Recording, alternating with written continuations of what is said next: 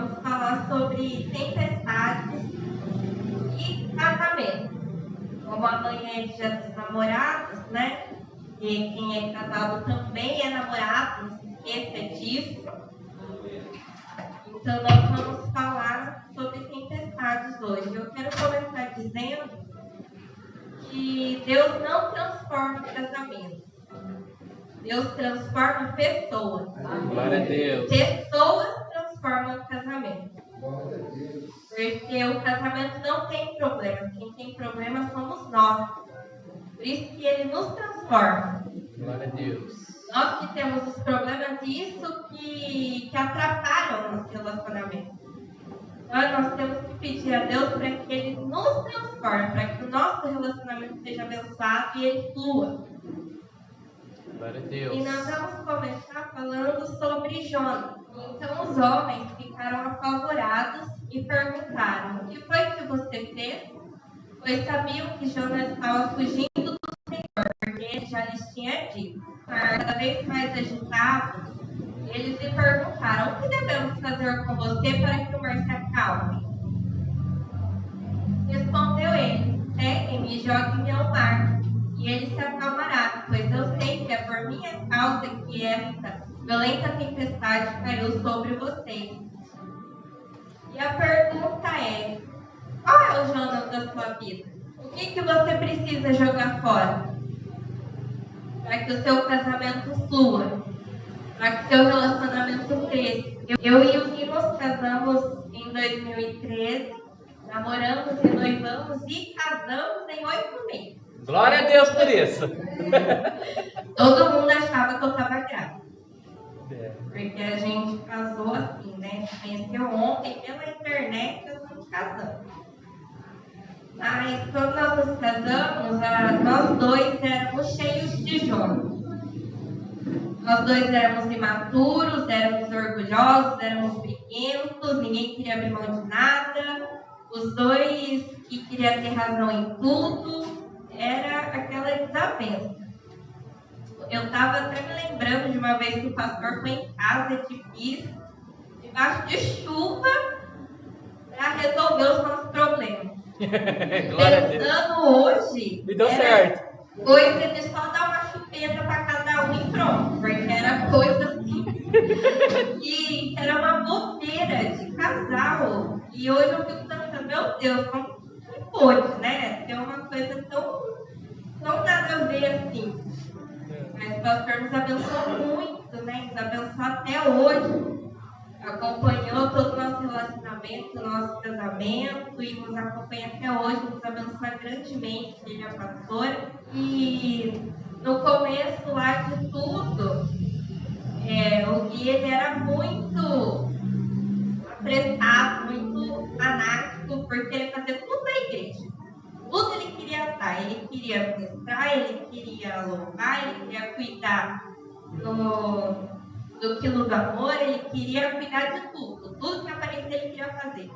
E isso atrapalhou muito a gente, porque no começo do casamento, eu queria aproveitar o relacionamento, queria aproveitar a vida dois, queria sair fora para comer, queria estar junto na hora do culto, queria fazer tudo junto. E eu sempre estava sozinha.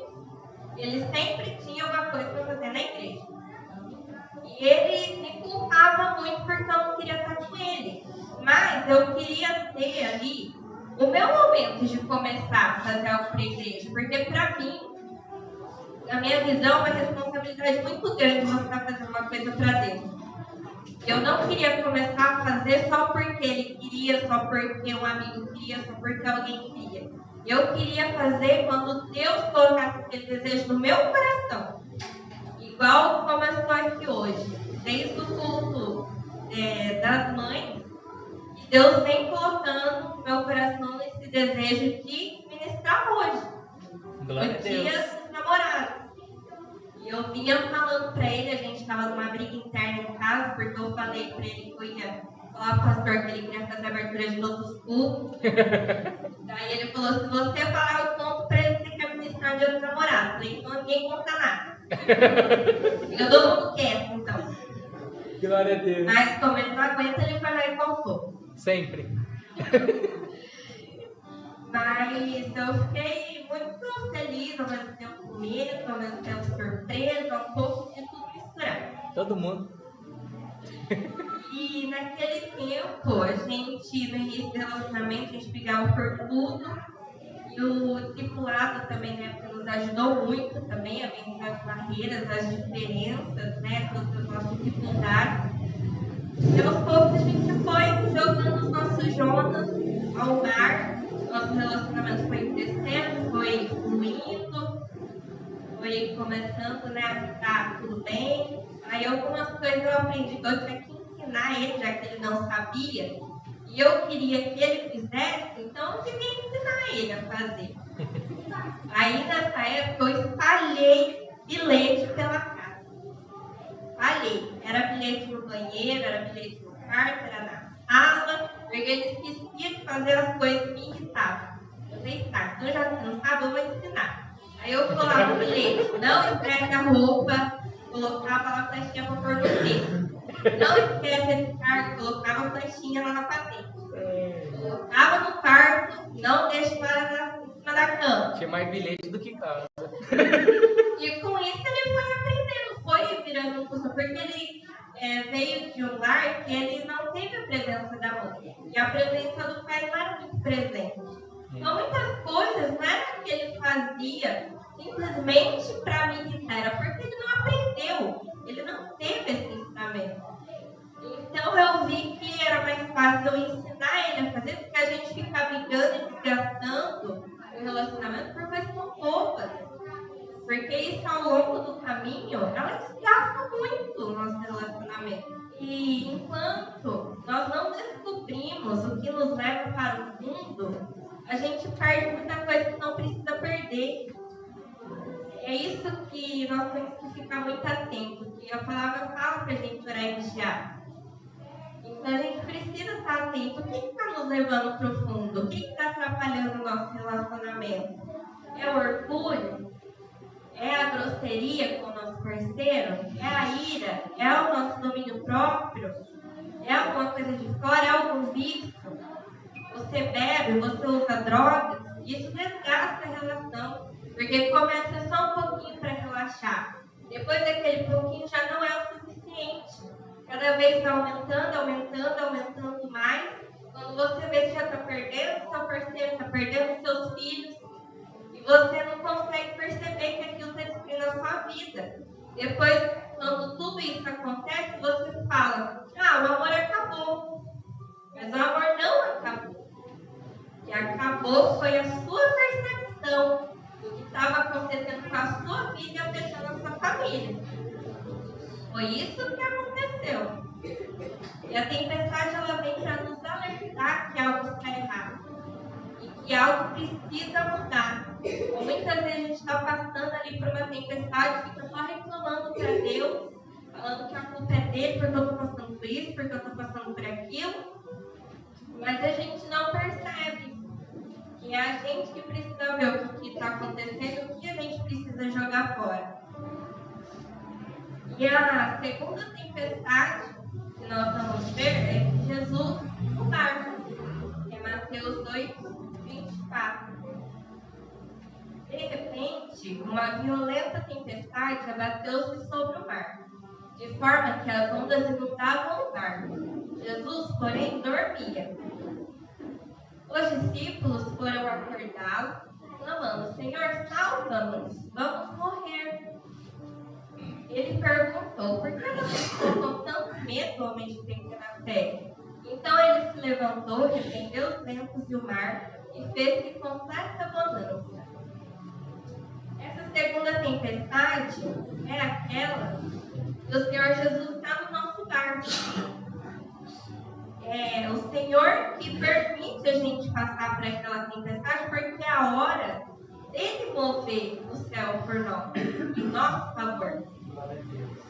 Quando, depois que nós já estávamos com 2 anos de casado, a gente se mudou para Maringá, eu comecei a cursar a faculdade, e ali já começou a tempestade na nossa vida.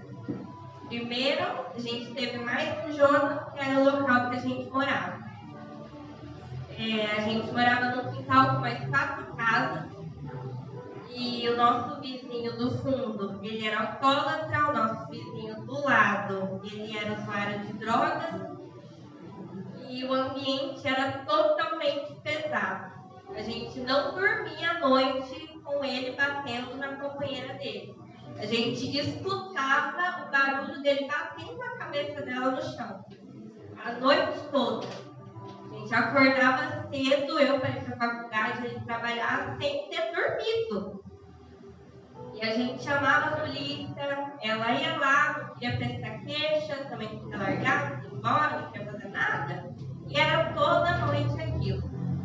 E nós não tínhamos condições de sair dali para um lugar melhor, porque o aluguel era caro, ali onde a gente estava era barato, era perto do centro, era um lugar bom, assim, de localização. E a gente foi ficando, foi aturando aquela situação, foi ficando. E daí chegou o momento que o Gui também começou a ter umas más companhias no trabalho. Tá dando pra esconder. E ele começou a fumar, começou a ficar estranho, começou a mudar comigo, começou a jogar. E ele ficava ignorante, ficava ríspido, ficava um pouco violento. E daí, quando ele chegou do trabalho, eu achei massa de cigarro no uniforme dele. Eu falei, o que é isso? Ele, eu tô fumando, tá? Então para. Não pode parar. Ele começou, você já vai parar agora. Já peguei, joguei no lixo, se aparecer esse negócio aqui em casa de novo, você nem entra pra dentro. Ele vai ficar lá fora. E daí, naquele tempo, a gente já estava assim, um pouco afastado da igreja também. A gente literalmente começou a se desviar do caminho. A gente foi para lá, estando no caminho. Mas quando chegamos lá, a gente foi deixando o ambiente atrapalhar o nosso caminho, atrapalhar a nossa vida e tirar a gente totalmente do foco que era Deus. E tudo isso começou a afetar a gente começou a brigar muito, se afastar. Foi assim, muito difícil. E aí veio a tempestade que Jesus estava no nosso barco, que foi quando eu engravidei. E muito, acho que, não sei, acho que quase ninguém sabe, mas para mim foi um dos momentos mais difíceis que eu cheguei a pensar que eu queria abortar. Porque eu não queria aceitar de forma nenhuma que eu estava grávida, porque eu descobri a gravidez em março. Em fevereiro eu tinha começado o 2º ano da faculdade. Pensei, pronto, agora minha vida acabou. Vou terminar a faculdade como? Daqui a pouco o bebê nasce, vou ter que cuidar dele, acabou a faculdade, acabou os sonhos, planos, tudo acabou. E eu ficava assim pensando coisas horríveis e graças a Deus já me arrependi disso tudo há muito tempo. Sei que Deus já me perdoou. Glória a Deus. Mas eu cheguei a pensar em abortar, cheguei a pensar que eu poderia sofrer um acidente na faculdade e perder o bebê. Pensei coisas assim horríveis. Mas essa tempestade, ela veio para mudar totalmente a nossa vida. Porque a partir do momento que a gente aceitou, recebeu essa ideia, pronto, vamos ter um filho, então o que a gente vai fazer a partir de agora? A primeira coisa foi que a gente se mudou naquele ambiente. E o Senhor preparou tudo para a gente de uma forma assim que a gente pensando hoje fica até deslumbrado, porque nós conseguimos uma outra casa que era 2 vezes maior do que a gente morava, por R$400 de aluguel, sem imobiliária, direto com a dona. Ela nem quis fazer contrato, nada. Ela falou, olha, dá o primeiro aluguel e pode entrar. A gente deu o primeiro aluguel, mudou, entramos na casa, mudamos, daí tivemos a nossa filha, as dificuldades, claro que não parou, né? Aí a gente começou a frequentar uma outra igreja, só que por causa da distância, era muito complicado a gente conseguir carona, né? Todo culto para ir, e foi ficando muito apertado conseguir, né? Essa atenção para conseguir ir até o culto. Então a gente também foi parando, mas isso também foi muito culpa nossa, porque tinha uma igreja igreja na casa de cima da nossa casa. E a gente não ia. Preferia ficar dando desculpa de que a igreja que a gente é membro, que a gente gosta, longe, não dá para ir, do que a mudar de local. Era sempre, né, aquela vitimização. A gente coitado. E a gente se mudou dali, e daí a gente começou saiu do trabalho depois, né, as companhias ficaram para trás. Ele saiu do trabalho e meu pai foi morar com a gente nesse período, trabalhar lá. Eu ficou trabalhando com ele durante um tempo. E durante esse período a gente entrou na nossa terceira tempestade, que é Mateus 14, a partir do 24, que é quando Jesus está fora do nosso barco. Alta madrugada, Jesus dirigiu-se a eles andando sobre o mar. Quando o viram andando sobre o mar, ficaram aterrorizados e disseram: é um fantasma, e gritaram de medo. Mas Jesus imediatamente lhes disse: coragem, sou eu, não tenham medo. Senhor, disse Pedro, se és tu, manda-me ir ao teu encontro por sobre as águas. Venha, respondeu ele. Então Pedro saiu do barco, andou sobre as águas e foi na direção de Jesus. Mas quando reparou no vento, ficou com medo e, começando a afundar, gritou: Senhor, salva-me! Imediatamente Jesus estendeu a mão, segurou e disse: homem de pequena fé, por que você duvidou? Nessa segunda, nessa terceira tempestade que Jesus está fora do nosso barco, esse é aquele momento que não é Deus que tem que agir, é sim a gente que tem que agir. De 12 discípulos, o único que se propôs a sair do barco foi Pedro. Ele pode ter afundado? Pode ter afundado, mas ele foi o único que andou sobre as águas além de Cristo. Porque mesmo ele podia pensar: o Senhor está vindo aqui onde a gente está. Para que eu vou ir até lá? Mas ele quis viver o milagre. Ele escolheu: eu vou sair do barco. Eu vou até lá, eu vou aproveitar essa oportunidade. E quando a gente fica no barco, a gente conta milagre dos outros. Foi os discípulos mesmo, eles contaram que Pedro andou sobre as águas, mas todos eles poderiam ter tido essa experiência. Eles poderiam ter andado. Mas quando a gente fica ali no que é cômodo para nós só contamos o milagre dos outros. Porque uma pessoa conquistou uma casa, conquistou um carro, conseguiu fazer uma viagem. Por que isso não acontece comigo? Mas o que está acontecendo com você para não acontecer com você? O que está acontecendo para você não receber esse milagre? Você tem que se dispor a sair da sua zona de conforto, a sair do seu barco. E aí eu encontro de Jesus. Quando Pedro estava afundando, ele gritou para Jesus: salva-me. Jesus só estendeu a mão até ele.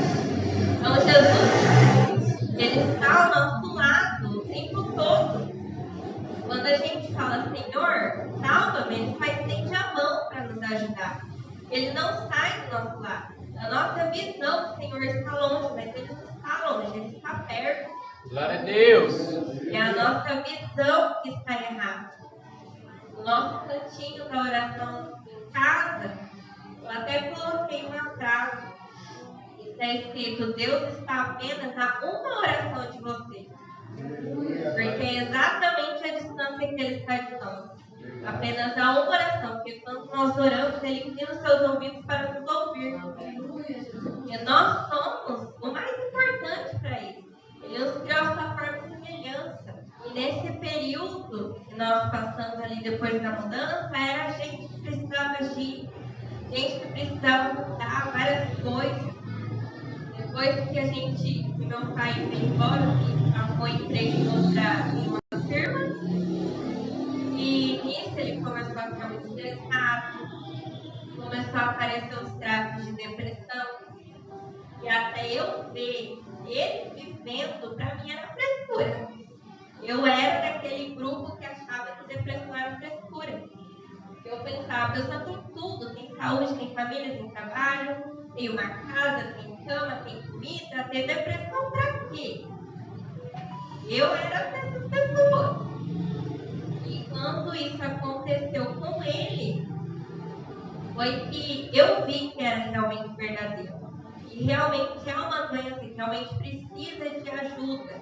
Realmente precisa de médicos. Se precisar tomar medicamento, tome. Você não precisa ser dependente a sua vida inteira. Mas naquele momento você precisa dessa ajuda, não deixe de ser ajudado. Você tem que ter a convicção que você vai sair dessa fase, que você irá parar. É você que tem que tomar essa decisão de querer mudar, não deixar ficar apenas nisso. E nesse tempo ele começou com estágio de depressão. Algumas vezes ele falava para mim que queria se matar, que queria pular da frente do caminhão, que ele tentou, que a gente, quando ele ia para a igreja, né, sozinho, ele falava que passava no viaduto. Ele sentava na beirada e ficava lá pensando se ele pulava, se ele não pulava. E daí ele se arrependia e ficava pensando o que seria de mim da Safira e desistia de pular. E ele falava que quando ele ia para a firma, que ele ia pela marginal da BR, ele pensava em se jogar na frente do caminhão, se jogar na frente de um carro, porque ele queria morrer. Porque para ele aquilo ia acabar com a dor que ele sentia. Depois ele começou a se cortar e ele foi ficando cada vez mais viciado em jogar.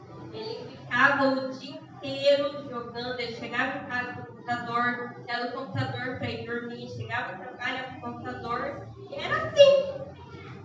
Todo o fim de semana, ele estava só de corpo presente, na alma tinha subido, né? Para falar que foi em outro lugar, subido. Glória a Deus. Mas era essa a nossa vida. Ele virou outra pessoa, ele não dava atenção para mim, não dava atenção para a Safira. Ela chamava ele para brincar, ela chamava ele para conversar, ele nunca ia, sempre depois. Tudo ficou em segundo plano. Ele já não tinha mais espaço pra gente na vida dele. Era só ele, a depressão e o jogo. Era só os três. E isso foi desgastando muito. A gente tinha, assim, ele sempre ia dormir mais cedo, né? Pra levantar no outro dia, eu colocava a Safira pra dormir, ficava na sala. Às vezes eu colocava um louvor, eu ajoelhava ali, debruçava no sofá, só falava que eu não aguento mais. Começava a chorar. E quando eu fazia isso, eu sentia Jesus passando a mão na minha cabeça. Eu sentia, porque eu estava ali, debruçada, chorando. Eu sentia ele passando a mão na minha cabeça e me consolando. Como se tivesse mesmo uma pessoa de carne e osso ali, fazendo capô, falando que ia ficar tudo bem. Foram várias noites assim. Eu ali, debruçada, chorando, o Senhor me acalmando, passando a mão na minha cabeça, falando que ia ficar tudo bem. Quando a gente se conheceu, ele era discipulado pelo Vinícius, né? Vocês todos aqui conhecem, mas a maioria conhece. E naquele tempo o Vinícius, né, estava noivado com a Mariana. E como ainda não tinha discipulador, eu conversava com a Mari. Ela conversava comigo, e a gente conversando.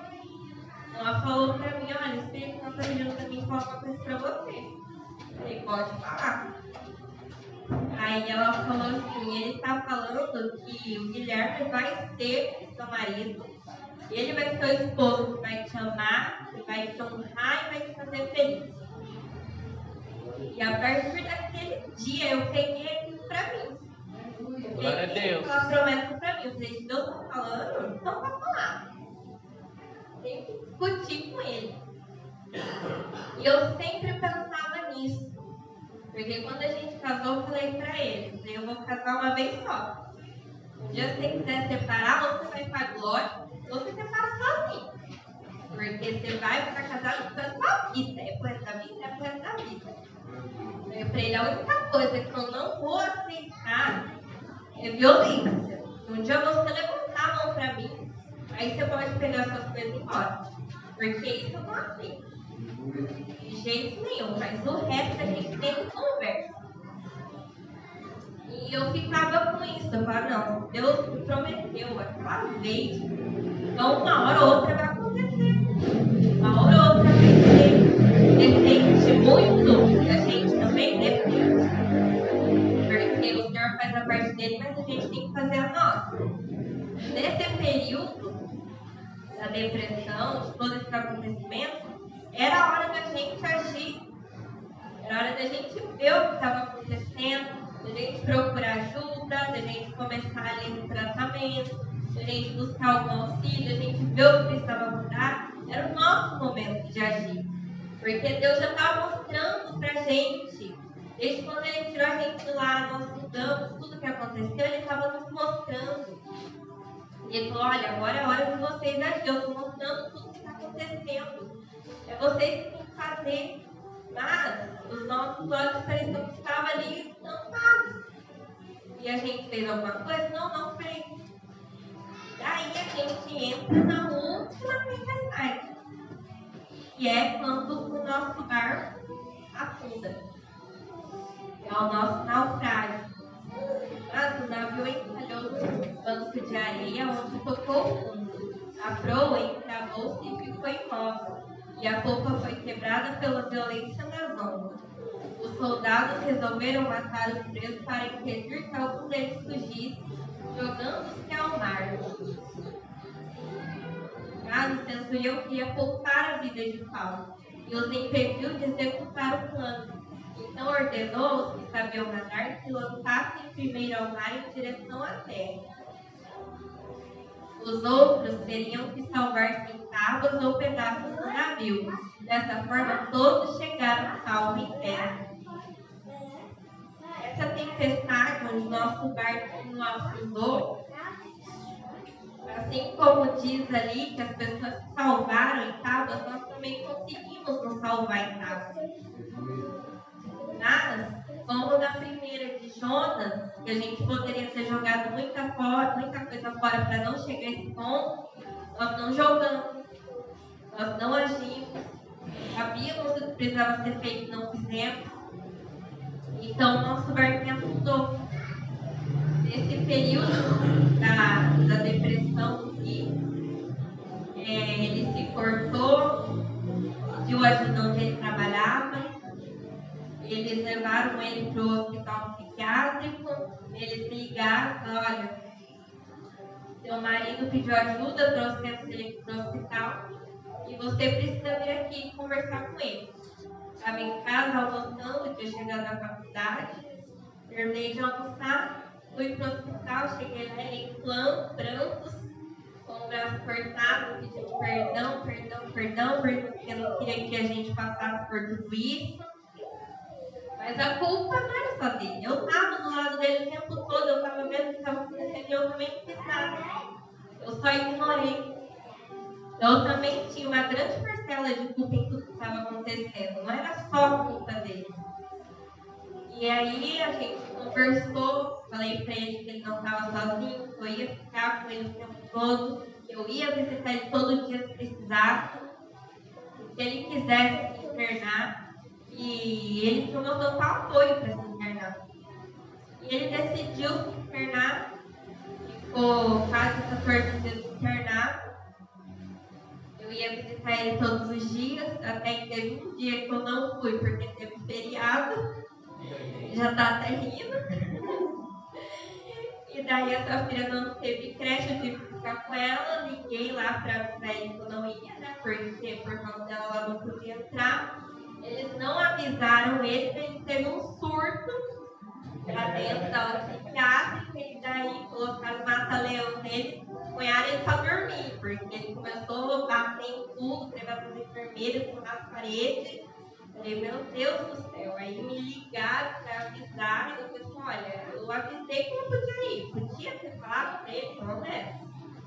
Tudo aquilo que precisava ter acontecido. Aí no outro dia eu fui. Esse período foi muito complicado, porque eu estava fazendo um trabalho final, né, do ano da faculdade. o nosso integrador, que era praticamente um livro de quase 100, 200 páginas. E eu falei para a professora, falei, olha, eu não vou conseguir terminar no prazo, porque meu marido tem internado, peguei para ela, algo assim, pega toda a documentação médica dele, faz o protocolo, que eu vou ver se eu consigo aumentar o prazo para você entregar o trabalho. E daí eu ficava naquela rotina, faculdade, chegava, ia visitar ele, voltava correndo, porque lá não tem autobus escolar, todo mundo que estuda tem direito ao passe pela prefeitura. Daí são só 2 passes por dia.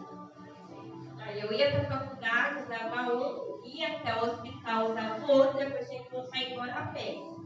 Aí eu voltava embora a pé, correndo para dar tempo de pegar essa filha na creche. Aí chegava em casa, brincava um pouco com ela, colocava ela para dormir, ia estudar, ia dormir quase 2 horas da manhã, fazendo trabalho. Depois no outro dia era a mesma coisa. Aí faltando uma semana para mim entregar o trabalho, ele saiu da internação, foi para casa. Eu pensei, olha, agora, uma semana, vai ser virada para eu conseguir entregar isso aqui. Aí ele foi me ajudando, né, cuidando da Safira, cuidando da casa. Eu fiquei a semana inteira, eu dormia ali só umas 3, 4 horas por dia, o resto eu estava fazendo trabalho para conseguir entregar. Aí eu consegui entregar o trabalho, graças a Deus. E depois desse período que nosso barquinho estava naufragado, aí nós, terminei a faculdade, ele voltou para o trabalho, né, ficou lá, eles também foram ótimas pessoas, também nos ajudaram muito, graças a Deus. Deram todo o apoio para ele no que ele precisou ficar passado, depois quando ele retornou. Só que ele ficou com muito trauma, né? Porque tudo aconteceu ali no ambiente de trabalho, ele não conseguia mais ficar em paz ali, porque ele lembrava de tudo que tinha acontecido. E daí, eu vou sair de lá. Vou sair. Eu falei, tá, você quer sair? Pode sair. Aí ele ficou no seguro, começou a estudar programação, foi trabalhar com seu pai, lá na Mondas, né? E a gente vê o que acontece. Aí ele veio, ia ficar aqui 1 ano trabalhando, mas aí você vai ficar aqui 1 ano trabalhando, a gente vai ficar lá, daí a gente vai se ver como, vai pra lá como, e vai fazer o quê? Eu falei, olha, então se você quer mesmo ficar lá, quer tirar um tempo, então vamos mudar todo mundo então. Aí foi onde voltamos pra cá. E eu estava até falando para ele, porque o plano de Deus é tão perfeito que nós iríamos mudar lá para a Zona Sul. A casa que estávamos vendo não deu certo, porque os donos tiveram um problema lá, sério, entre eles, né? O homem acabou sendo preso, a mulher foi embora, não queria mais mexer com o aluguel. Aí eu falei, agora, a gente vai ter acertado o caminhão, a gente falava mudança, e pra onde a gente ia, né? A gente estava com a data acertada, mas não tinha casa. Aí, a casa da minha avó estava vazia, eu falei, olha, leva tudo para casa da sua avó, fica em casa 1 semana, pelo menos vocês estão na cidade, vocês procuram uma casa mais fácil, e a gente vê o que faz. Aí a gente procura uma casa imobiliária, querendo mudar lá para a Zona Sul. E daí vai, e o professor, olha, o meu amigo tem uma casa, ele faz Chique, vazia, e falou para vocês ir lá dar uma olhada. Pelo menos vai ser por imobiliário, vai ser particular, ele faz um preço legal. A gente foi ver, gostou da casa, mudamos. A gente ficou 1 semana aqui e mudamos. Aí, na próxima semana ia ser o feriado, aí o pastor mandou uma mensagem pra gente.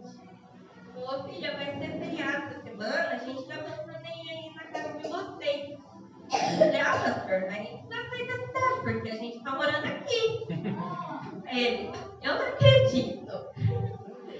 Mas assim, sim, a gente tá morando aqui, passei endereço pra ele. Já no feriado, a pastora foi em casa, passou o dia com a gente conversando, a gente abriu o coração, porque ele vê o pastor, o coração dele fez assim. Ele vê o pastor pronto, já mais perto. Aí a gente conversou bastante, daí descobrimos que a igreja era aqui, perto de casa. Começamos a vir, né? Voltamos, mesmo que ele foi resistente. Começamos a vir. E nisso eu falei pra ele: você viu como que Deus faz as coisas? Nós queríamos ir pra lá no Zona Sul, não fomos. Viemos pra cá. O Senhor nos levou perto da igreja do nosso pastor. Começamos a frequentar lá. E tudo foi se encaixando.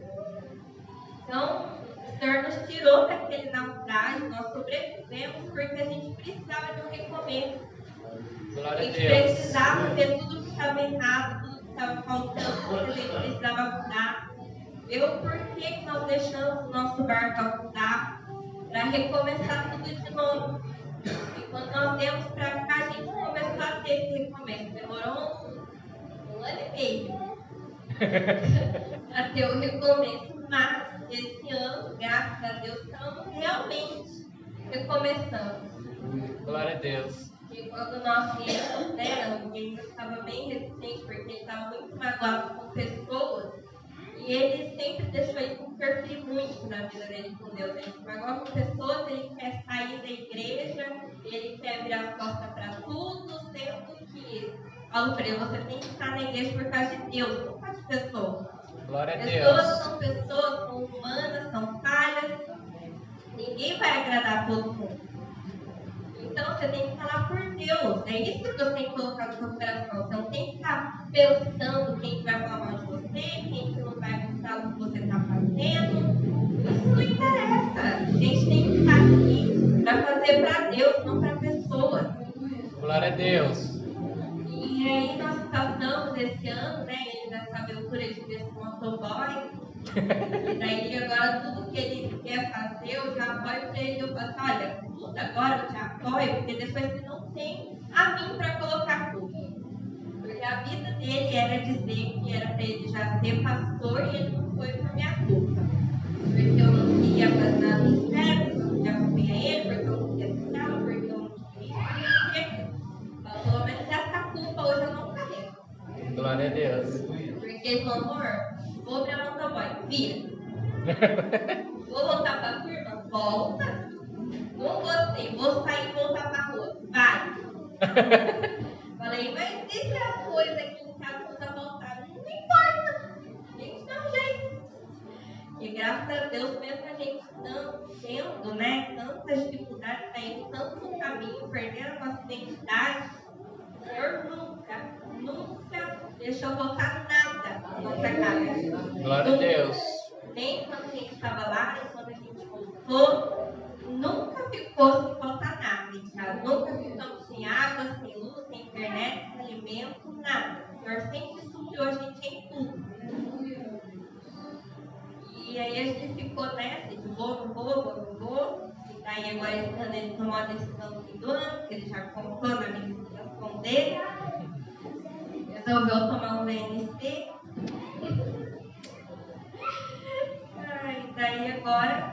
E agora que esse ano, finalmente, nós estamos andando realmente juntos e no mesmo propósito, porque a gente tinha uma oscilação de quando um estava com Deus, o outro não estava. Quando o outro estava, um não estava. E isso atrapalhava muito nosso relacionamento, atrapalhava o casamento, atrapalhava tudo. E esse ano, finalmente, a gente está andando juntos, no mesmo propósito. Glória a Deus. Nós estávamos até na sala esse dia conversando sobre a vida, sobre a palavra e tal, que um tira dúvida com o outro. E aí surge alguma coisa, começa a conversar. Ele falou para mim, nossa, amor, que legal que a gente aqui conversou tanto sobre a palavra e tal, isso é interessante. Eu falei, para você ver, quando a gente está no mesmo propósito, os pensamentos são iguais, as ações são iguais, os propósitos são iguais, é tudo alinhado, porque o Senhor alinha. Meu casamento